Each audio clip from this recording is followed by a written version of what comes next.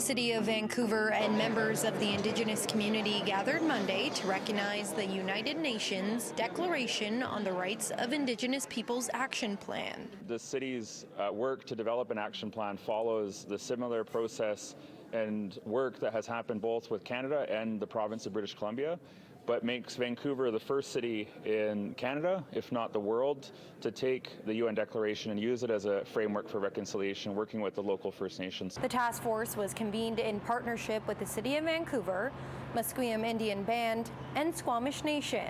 The action plan takes a lot of tangible things that came from the nations around how government can continue to improve their policies and their practices. So they've set up various sort of advisory committees.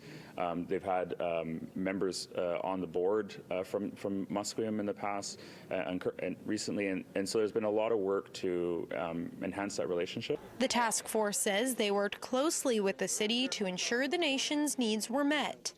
The conversations that happened with the nation was really identifying what are the priorities and what are the sort of things we can start going right away, recognizing that some things are going to take a lot longer to implement or to see happen.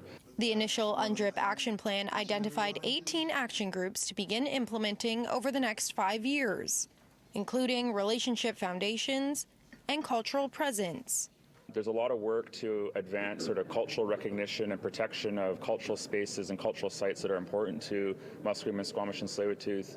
There's a lot of work on advancing sort of the narratives and the history and the culture of the three nations throughout the city and really embracing that into the city's work. Dennis Thomas, councillor with Tsleil-Waututh Nation, says for generations, Indigenous culture was invisible. You know, it's about putting our identity back on the map. It's also about the rebuilding of Indigenous economies, and sometimes that comes with understanding of who we are and understanding that we do have strong nations that want to build. The action plan is set to be presented to Vancouver City Council at a council meeting on June 25th. In Vancouver, Stallone, City News.